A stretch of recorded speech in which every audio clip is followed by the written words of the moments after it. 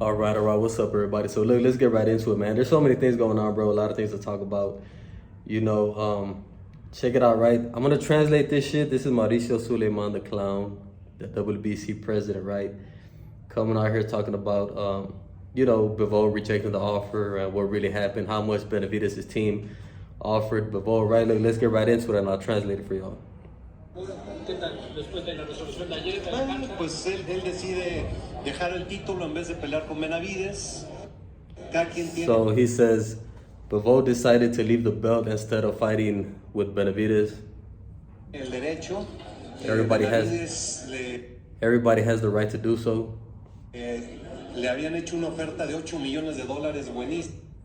Benavidez' team made Bivol an offer of $8 million, a very good offer. Más considerando que en la pelea anterior ganó 2.7. Considering the fact that in his last fight, Bivol made 2.7. Contra Beterbiev en la segunda ganó menos de 3. Against Beterbiev, and in the second one, he made under 3 million. Benavidez le ofrecía 8 y decidió dejar el título. Pues deseamos suerte. Benavidez' team offered him 8 million, and he decided to leave the belt. We wish him luck, blah, blah, blah, right? So, yeah, Benavidez' team offered Bivol 8 million, and I didn't know that he made under 3 million against, in the Beterbiev fights, you know what I'm saying? I thought he was making a little bit more than that, but that's pretty interesting, and Mauricio Suleiman, more than anybody, he knows exactly how much they're making, right? Because they get a percentage of the purse of the fighters. So once again, right, to all of you crack-headed ass motherfuckers out here talking about, David Benavidez didn't really want to fight against Bivol. They made him an offer of 8 million. You know what I'm saying? And you guys are still out here talking about Benavidez wanted to fight for a vacant belt. It's crazy with y'all, you know what I'm saying? Could you guys have imagined if Benavidez would have took the step-aside money and let Bivol keep his belt and fight Beterbiev for undisputed? What the talks would have been like?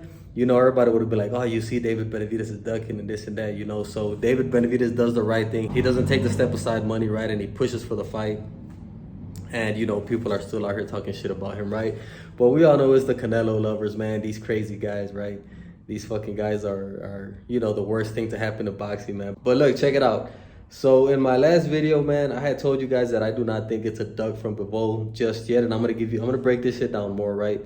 Because I'm not saying that it can't be considered a duck. I'm just saying right now I can't call it a duck, right? For a lot of reasons. This is not like if it's been 3 years already that we've been wanting to see this fight, right? That Benavidez has been a mandatory for 3 years. Everybody wants to see the fight, and this shit is barely starting off, bro. It hasn't even been a year yet. Benavidez just got to the 175-pound weight division, and we got to give, and of course we know that Bivol is wrapped up in other shit, right? With the trilogy against Beterbiev. And it's not like if Bivol ducked David Benavidez to take on a less opposition fighter, These are the things that Canelo does once again, right? 3 years not fighting his mandatory, ducking David Benavidez to take on easier fights, shit like that, right? Bivol hasn't been doing this shit. He's just wrapped up. Now let's talk about what would be a duck from Dimitri Bivol. What would give me duckish vibes from Dimitri Bivol? So look, and we got to break this shit down because I know a lot of you guys are going to be like, man, what the fuck is Tatted talking about, right?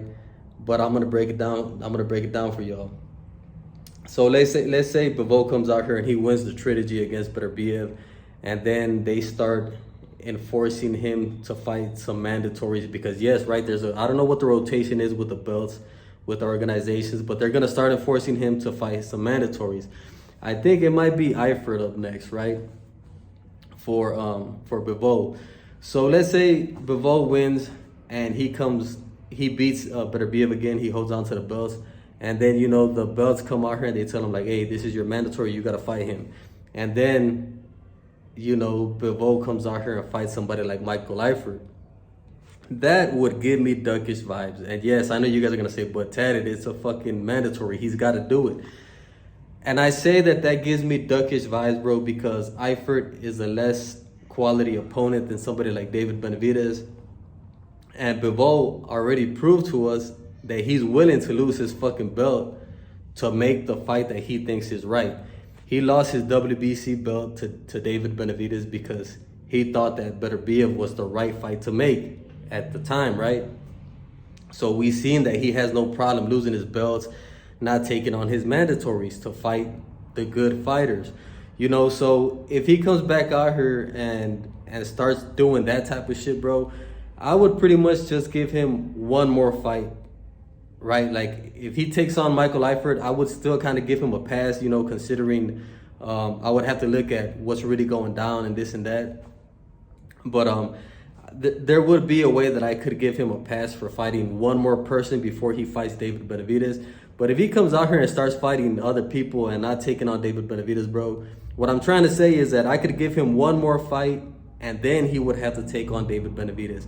And if he does not do that, bro, for me, that's a complete straight duck from Bivol, man. Because like I said, he has no problem losing his belts, right, to fight the fight that he thinks is right. So he knows, I'm sure that Bivol knows that everybody wants to see him against Benavidez. He should want to come back out here and get the belt back from Benavidez. You know what I'm saying? And then Benavidez's team, they actually came out here and they said that, hey, Bivol, whenever you want, whenever you're ready, we'll give you a chance to get your belt back. Once again, proving to y'all that Benavidez has no problem fighting Bivol, bro. Benavidez, the rumors out here, you guys have heard the rumors, and the rumor is that Benavidez has touched him up in sparring, bro. Even when some guy came out on a podcast and said that Bivol dropped Benavidez, it ended up being debunked with him later on coming back out and making another video talking about, no, my bad, I confused the guys, man. It was Benavidez that dropped Bivol.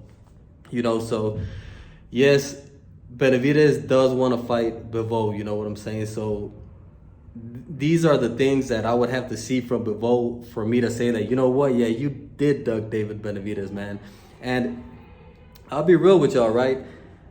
I do not think that Bivol is too eager to fight somebody like David Benavidez. Like I said, you know, they've sparred before. He knows what's really happening with Benavidez. I don't think he's too eager to fight David Benavidez, but I think that he will eventually do it, right? Because this is just how boxing is, man. You know, when boxing, bro, you get the guys that you know, you look at these guys and you're looking at them like, you know what, this guy's probably gonna, you know, he's gonna be problems in the ring, bro. This guy might actually beat me.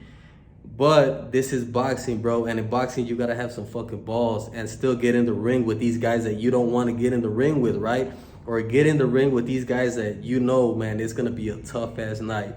This is what boxing is, right? And this is just the reality of these fighters.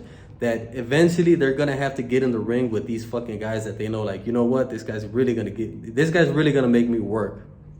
And even though Bivol, I'm sure he, you know, he's not too eager, like I said, bro, to get in the ring with Benavidez.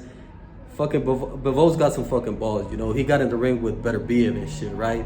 So Bivol has already proved to us that he is one of these fighters with some balls that would get in the ring with the tough challenges, right? You know, not like these Canelos, right? This guy fucking knows that Benavidez would give him, he's his toughest challenge and he just doesn't want nothing to do with it, right? This is what a lot of people miss about Canelo too, right? Because this is what boxing is, man. Even though you don't want to get in the ring with somebody, bro, you got to do it to prove to the fans and to the public that you are the best. And you know what? Sometimes to prove it to yourself too, you know. But Canelo just loves to fake. He just likes to fake it. He likes to fool the public. He likes to fake it. Canelo has no problem with being a fake champion, bro. That's what I'm trying to say. You know, so that's what it is with Bivol. And that is what would give me duckish vibes from Bivol, right? Once again, like I said, because Bivol, he lost his belt. He showed us that he has no problem losing his belts. So he needs to come back out here and fight David Benavidez. I would say he needs to fight David Benavidez right after that damn trilogy, right? That would really make a fucking statement to the public and say, you know what? I had unfinished business with the trilogy, but now I'm back and I'm willing to take on David Benavidez.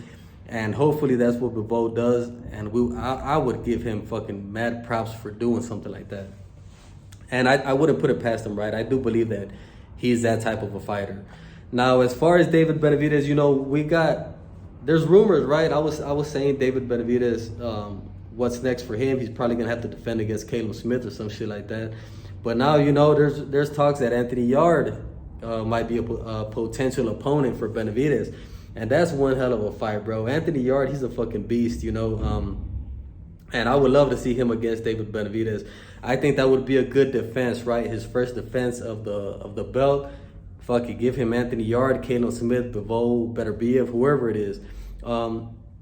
I eventually think, like I've told y'all, bro, I eventually think that Benavidez is gonna end up fighting with all of these guys. You know what I'm saying? And when it's all said and done, bro, Benavidez will have collected all of the belts and he will be undisputed at 175, man.